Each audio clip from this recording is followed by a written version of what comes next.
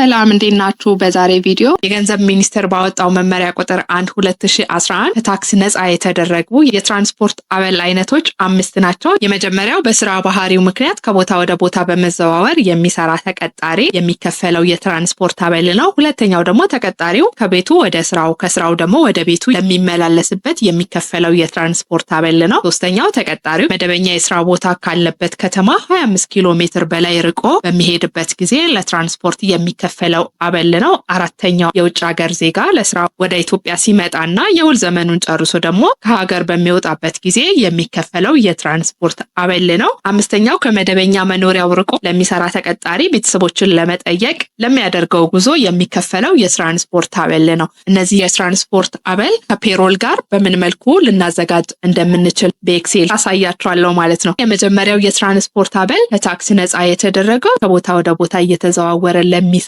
ሰራተኛ የሚከፈል የትራንስፖርት አበል ከታክስ ነፃ የሚደረገው የሰራተኛ ወራዊ ደሞዙ እስከ 1/4 ድረስ ከታክስ ነፃ ይደረግለታል። ነገር ግን የሰራተኛው ደሞዝ 1/4 ከ2200 ብር በሚበልጥበት ጊዜ ከታክስ ነፃ የሚሆነው 2200 ብቻ ይሆናል። ከዛ በላይ ያለው ታክሰብል ይሆናል። ሁለተኛው አይነት የትራንስፖርት አበል ሰራተኛው ከመኖሪያ ቤቱ ወደ ስራው ከስራው ደግሞ ወደ መኖሪያ ቤቱ መመላለሻ የሚከፈለው የትራንስፖርት አበል ነው። የዚህ ትራንስፖርት አበል ደግሞ ከታክስ ነፃ የተደረገው እስከ 600 ብር ድረስ ነው። ከ600 ብር በላይ ከሆነ ከ600 ብር የበለጠው መጠን ደሞዙ ላይ ተደምሮ ታክስ የሚታሰብበት ይሆናል ማለት ነው። ሶስተኛው አይነት የትራንስፖርት አበል ደግሞ ተቀጣሪው ከመደበኛ የስራ ቦታው ካለበት ከተማ 25 ኪሎ ሜትር በላይ ርቆ ለስራ በሚንቀሳቀስበት ጊዜ የሚከፈለው የትራንስፖርት አበል ነው። የዚህ የትራንስፖርት አበል ደግሞ ከታክስ ነፃ የተደረገው ሰራተኛው ለትራንስፖርት ያወጣው ወጪ በደረሰኙ መሰረት ከታክስ ነፃ ይሆናል ማለት ነው። አራተኛው አይነት የትራንስፖርት አበል ደግሞ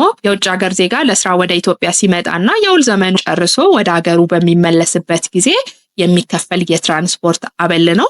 ይህ የትራንስፖርት አበል ከታክስ ነፃ የሚደረገው በውጭ ሀገር ዜጋውና በአሰሪው መካከል በተደረገ ውል መሰረት ይሆናል። የትራንስፖርት ሲስተሙ በአየር ሊሆን ይችላል፣ በየብስ ሊሆን ይችላል፣ ወይም ደግሞ በውሃ ሊሆን ይችላል ማለት ነው። ስለዚህ በዕለቱ ከነበረው ታሪፍ ግን መብለጥ የለበትም። ከዛ ባለፈ ደግሞ ይህ የውጭ ሀገር ዜጋ ለግል መገልገያ እቃዎቹ የሚከፈለው የጭነት ዋጋ ከ300 ኪሎ ግራም መብለጥ የለበትም። ከ300 ኪሎ ግራም በላይ ለከፈለው ታክስ የሚታሰብበት ይሆናል ማለት ነው። አምስተኛው አይነት የትራንስፖርት አበል ታክስ ነፃ የተደረገው ደግሞ ከመደበኛ መኖሪያው ርቆ ለሚሰራ ተቀጣሪ ቤተሰቦቹን ለመጠየቅ ለሚያደርገው ጉዞ የሚከፈለው የትራንስፖርት አበል ከታክስ ነፃ የሚደረገው አንደኛ በቅጥር ውሉ ላይ ሰራተኛው ቤተሰቡን ለመጠየቅ በሚሄድበት ጊዜ የሚወጣው የትራንስፖርት ወጪ የመክፈል ግዴታ ያለበት ቀጣሪው በሚሆንበት ጊዜ ነው። ሁለተኛው ደግሞ ይህ ሰራተኛ ቤተሰቦቹን ለመጠየቅ ያደረገው ጉዞ በአንድ የግብር ዓመት ውስጥ ከ2 ትሪፕ መብለጥ የለበትም። ይህ ማለት እንግዲህ የ2 ጊዜ ደርሶ መልስ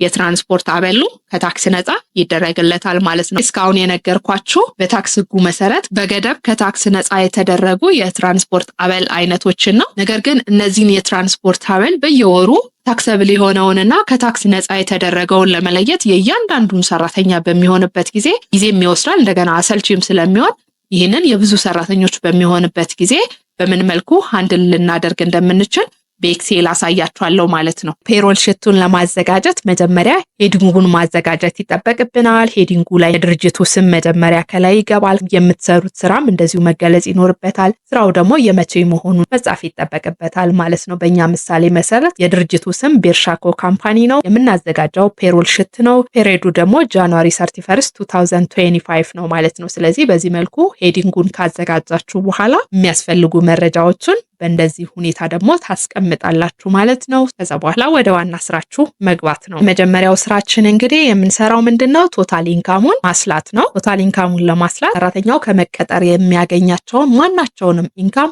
ሁሉንም ታክሰብል የሆነውንም ያልሆነውንም ደምራችሁ ማስቀመጥ ይጠበቅባችኋል። በእኛ ምሳሌ መሰረት 3ቱ ኢንካሞች ናቸው። አንደኛ ቤዚክ ሳላሪው፣ ሁለተኛ ደግሞ ከቦታ ወደ ቦታ የተዘዋወረ ለሚሰራ ሰራተኛ የሚከፈለው የትራንስፖርት አበል ነው። ሶስተኛው ደግሞ ሰራተኛው ከቤቱ ወደ ስራው ቦታ ከስራው ቦታ ወደ ቤቱ ለሚመላለስበት የሚከፈለው የትራንስፖርት አበል ነው። ሌሎች አይነት አለዋንሶች ሃርድሺፕ አለዋንስ፣ ሃውስ አለዋንስ፣ ፖዚሽን አለዋንስ፣ ብዙ አይነት አለዋንሶች አሉ። እነዚህ ሁላ የሚከፈልበት ድርጅት ከሆነ የምትሰሩ እነዚህን ሁሉ አንድ ላይ ደምራችሁ ማስቀመጥ ይጠበቅባችኋል ማለት ነው፣ ቶታል ኢንካሙን ለማስላት። ከዚህ በኋላ ማድረግ የሚጠበቅብን ታክሰብል የሆነውን ኢንካም ከጠቅላላው ኢንካሙ ላይ ለይተን ማውጣት። ይህንን ለማድረግ መጀመሪያ ኢኳል ሳይን እናስገባና ቤዚክ ሳላሪው እናስገባለን፣ ታክሰብል ስለሆነ ማለት ነው። ከዛ ሲደመር እናረግና ታክስ የሚከፈልበትንና ከታክስ ነፃ የተደረገውን የትራንስፖርት አለዋንስ ለመለየት ኢፍ እናስገባለን፣ ቅንፍ እንከፍታለን። ከዛ የትራንስፖርት አለዋንስ ላይ ክሊክ ካደረግን በኋላ ግሬተር ዛን እናደርጋለን። በታክስ ህጉ መሰረት ከቦታ ወደ ቦታ እየተዘዋወረ ለሚሰራ ሰራተኛ ማክሲመም ከታክስ ነፃ የተደረገው የትራንስፖርት አለዋንስ 2200 ብር ነው። 2200 ብር እናስገባለን። ኮማ ካደረግን በኋላ መልሰን የትራንስፖርት አለዋንስ ላይ ክሊክ እናደርጋለን። ከዛ ሲቀነስ እናደርግና አሁንም እንደገና 2200 ብር እናስገባለን ማለት ነው። ስለዚህ ለመጀመሪያው የትራንስፖርት አለዋንስ ታክስ የሚከፈለውንና የማይከፈለውን እንዲለይልን አደረግን ማለት ነው። ከዛ ቅንፉን እንዘጋዋለን። ሲደመር እንልና ሁለተኛው አይነት የትራንስፖርት አለዋንስ ደግሞ ሰራተኛው ከቤቱ ወደ ስራው ከስራው ደግሞ ወደ ቤቱ ለመመላለስ የሚከፈለው የትራንስፖርት አበል ነው። እሱም በገደብ ስለሆነ ከታክስ ነፃ የሆነውንና ታክሰብል የሆነውን እንለያቸዋለን ማለት ነው። ይህንን ለማድረግ ኢፍ እንልና ቅንፍ እንከፍታለን። ከዛ በኋላ የትራንስፖርት አለዋንስ ላይ ክሊክ እናደርጋለን ማለት ነው። ከዛ ግሬተር ዛን እንልና እስከ 600 ብር ከታክስ ነፃ ስለሆነ 600 እናስገባለን ማለት ነው። ከዛ ኮማ እንላለን። መልሰን ደግሞ የትራንስፖርት አለዋንስ ላይ ክሊክ እናደርጋለን ማለት ነው። ከዛ ሲቀነስ ብለን 600 ብር እናስገባለን። ደረስን፣ ቅንፉን እንዘጋዋለን። ስለዚህ ማስገባት የሚጠበቅብንን ፎርሙላ ታክሰብል የሆነውን ኢንካሙን ለየንለት ማለት ነው። ለመጀመሪያው ሰራተኛ ለድንበሩ መቀጠሩ ምክንያት የሚያገኘው ኢንካሙ 13000 ብር ነው። ከዚህ ውስጥ ታክሰብል የሆነው ኢንካሙ 10400 ብር ነው ማለት ነው። ስለዚህ ታክስም የምናሰላው ለ10400 ብር ይሆናል ማለት ነው። ለተቀሩት ሰራተኞች ለእያንዳንዱ ፎርሙላ ማስገባት አይጠበቅብንም። መጀመሪያ ባስገባነው መሰረት ለሁሉም ሰራተኞች ራሱ ካልኩሌት ስለሚያደርግልን፣ ስለዚህ ይህንን ለማድረግ ከርሰራችንን እዚህ ኮርነር ላይ እናደርግና ወደ ታች ድራግ ማድረግ ብቻ ነው የሚጠበቅብን። ይህንን እናደርጋለን ማለት ነው። የሁሉንም ሰራተኞች በእንዲህ መልኩ ካልኩሌት ያደርግልናል።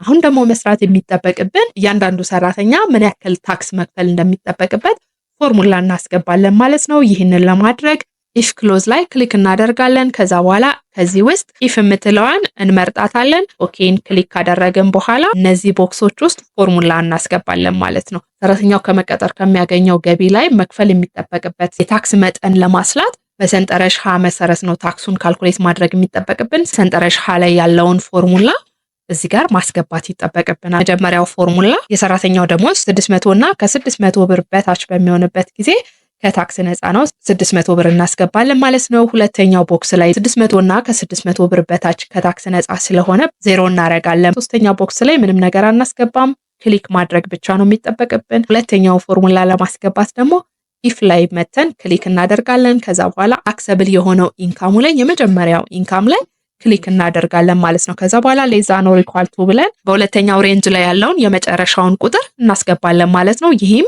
1650 ብር ነው። ሁለተኛው ቦክስ ላይ ታክሰብል የሆነው ኢንካም ላይ ክሊክ እናደርጋለን። በታክስ ሬቱ እናባዛለን። ታክስ ሬቱ 10% ነው። ሁለተኛው ሬንጅ ላይ ያለው ተቀናሹ 60 ብር ነው። 60 ብር እናስገባለን ማለት ነው። ከዛ ሶስተኛ ቦክስ ላይ ክሊክ ማድረግ ብቻ ነው የሚጠበቅብን። ይህንን ካደረግን በኋላ ለሶስተኛ ፎርሙላ አዲስ ቦክስ እንዲያመጣለን ኢፍ ላይ ክሊክ እናደርጋለን። ከዛ በኋላ ታክሰብል የሆነው ኢንካም ላይ ክሊክ እናደርጋለን፣ ሶስተኛውን ፎርሙላ ለማስገባት ማለት ነው። ስለዚህ በታክስ ሰንጠረዡ ደግሞ በሶስተኛው ሬንጅ ላይ ያለው የመጨረሻው ቁጥር 3200 ብር ነው። ሌዛ ኖር ኢኳል ቱ ካልን በኋላ 3200 ብር እናስገባለን ማለት ነው። ሁለተኛው ቦክስ ላይ ደግሞ እንደዚሁ ክሊክ ካደረግን በኋላ ታክሰብል ኢንካም ላይ ክሊክ እናደርጋለን። ከዛ ባዛ 15% ቀነስ 142 ብር ከ50 ሳንቲም እናስገባለን። ሶስተኛ ቦክስ ላይ ክሊክ ማድረግ ብቻ ነው የሚጠበቅብን።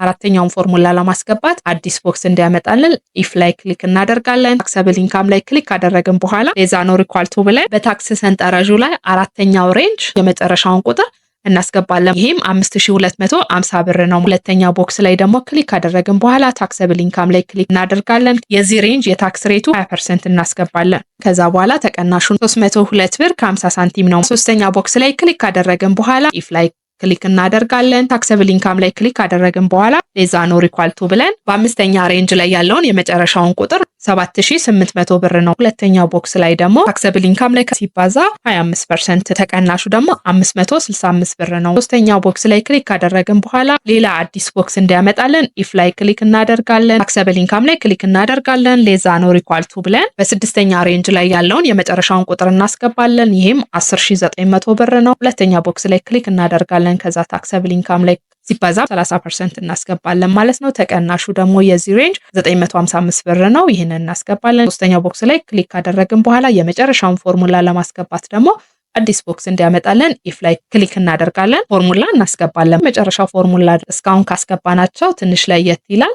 ታክሰብል ኢንካም ላይ ክሊክ ካደረግን በኋላ እስካሁን ሌዛ ኖር ኢኳል ቱ እያልን ነበረ። የመጨረሻው ስለሆነ ከ10900 ብር በላይ ለሆነው ከመቀጠር የሚገኝ ገቢ ላይ ታክስ የሚሰላው 35% ስለሆነ ግሬተር ዛን ነው የምናደርገው። 10900 ብር እናስገባለን። ሁለተኛው ቦክስ ላይ ደግሞ ታክሰብል ኢንካም ላይ ክሊክ እናደርግና ሲባዛ በታክስ ሬቱ እናደርጋለን። የመጨረሻው የታክስ ሬት ደግሞ 35% ነው። ተቀናሹ 1500 ብር ነው ማለት ነው። ከዛ ሶስተኛ ቦክስ ላይ ክሊክ ካደረግን በኋላ አሁን ሁሉንም ፎርሙላዎች አስገብተን ስለጨረስን ኦኬ ነው የምንለው። ኦኬ እንላለን። ታክሱን ካልኩሌት አደረገልን ማለት ነው። ስለዚህ ድንበሩ ታክሰብል ከሆነው ከ10400 ብር 2165 ብር ታክስ ይከፍላል ማለት ነው። አንዴ ፎርሙላውን ካስገባን ለሁሉም ሰራተኞች ኤክሴል ራሱ ካልኩሌት ያደርግልናል። ፔንሽን ካልኩሌት ለማድረግ ኢኳል ሳይን ካደረግን በኋላ እንደምታውቁት ሰራተኛው ኮንትሪቢዩት ማድረግ ያለበት 7% ነው። ፔንሽንን ካልኩሌት ስታደርጉ ልብ ማለት ያለባችሁ በቶታል ኢንካም ፔንሽን አይሰራም። ታክስ ከመቀነሱ በፊት ያለ የቤዚክ ሳላሪ ካልኩሌት የሚደረገው ማለት ነው። ስለዚህ ቤዚክ ሳላሪው እዚህ ጋር አለላችሁ። እሱ ጋር ክሊክ ካደረጋችሁ በኋላ ሲባዛ በ7% ነው ማድረግ የሚጠበቅባችሁ። ይህ በጣም ቀላል ነው። ቶታል ዲዳክሽኑን እንደምራለን። በእኛ ምሳሌ መሰረት በሰራተኛው የሚቀነሱ ተቀናሾች አንደኛ ታክስ ነው፣ ሁለተኛ ፔንሽን ነው፣ ሶስተኛው ደግሞ ሰራተኛው ብድር ካለበት በየወሩ የሚከፈለውን የዕዳቸውን መጠን እንቀንሳለን። እነዚህን ተቀናሾች ሁሉንም አንድ ላይ ከደመርን በኋላ ቶታል ኢንካም ሲቀነስ ቶታል ዲዳክሽን እናደርጋለን። ከዛ ኔት ፔ እናገኛለን። በመጨረሻ የሚቀረን ለሰራተኛው በካሽ በምንከፍልበት ጊዜ ስለመክፈላችን ማስረጃ የሚሆነን ሰራተኛው ፔሮል ሽቱን በእንዲህ መልኩ ካዘጋጀን በኋላ ስሙን ጽፎ እንዲፈርም እናደርጋለን ማለት ነው። ነገር ግን በባንክ ወይም ደግሞ በሌሎች ኤሌክትሮኒክስ ፕላትፎርሞችን ተጠቅመን ከሆነ ትራንስፈር የምናደርግለት ትራንስፈር ስታደርጉ የሚሰጣችሁ ስሊፕ ማስረጃ ይሆናል ማለት ነው። ይህ ያዘጋጃችሁት ፔሮል ስማችሁን፣ ፊርማችሁንና አዘጋጅታችሁ የጨረሳችሁበትን ቀን ታስገቡና ሪቪው ለሚያደርገው ከእናንተ በላይ ላለው ሰው መልሶ ቼክ ለሚያደርገው ሰው ትሰጡታላችሁ ማለት ነው። የሰራችሁትን ስራ ሪቪው አድርጎ ቼክ አድርጎ ኤኒ አጀስት መደረግ ያለበትም ነገር ካለ አጀስት ተደርጎ ስሙን ጽፎ ቀኑን አስገብቶ ፈርሞ ለአፕሩቫል ይልካል ማለት ነው። እሱ ደግሞ አፕሩቭ የሚያደርገው ሰው ደግሞ ማየት ያለበት ነገር ካለ ኤኒ አጀስትመንት መሰራት ያለበት ነገር ካለ እናንተ ያለፈ ነገር ካለ ተስተካክሎ አፕሩቭ ያደርጋል ማለት ነው። ስሙን ይጽፋል፣ ፊርማ ይፈርማል፣ አፕሩቭ ያደረገበትንም ቀን እንደዚሁ ያስገባል ማለት ነው። ፔሮል በእንዲህ መልኩ በቀላሉ መዘጋጀት ይችላል ማለት ነው። እንግዲህ የትራንስፖርቴሽን አላዋንስ ከታክስ ነፃ የተደረገውንና ታክስ የሚከፈልበትን በታክስ ሕጉ መሰረት እንዴት ትሪት ሊደረግ እንደሚገባውና እንደዚሁም ደግሞ ፔሮል ስታዘጋጁ ታክሰብል የሆነውንና ከታክስ ነፃ የሆነውን በምን መልኩ ኤክሴል ላይ ልትለዩ እንደምትችሉ አሳይቻችኋለሁ። ተጨማሪ ማብራሪያ የምትፈልጉበት ጉዳይ ካላችሁ በኮሜንት አስቀምጡልኝ፣ ኮሜንት መልሳለሁ። ለዛሬ ያስኩላችሁ ቪዲዮ ይህንን ይመስላል። ቪዲዮ አስተማሪ ሆኖ ካገኛችሁት ላይክ፣ ሼር አድርጉ። ለቤኮ ቲዩብ እንግዳ ከሆናችሁ ሰብስክራይብ አድርጉት። አብራችሁኝ ስለቆያችሁኝ አመሰግናለሁ። ቻው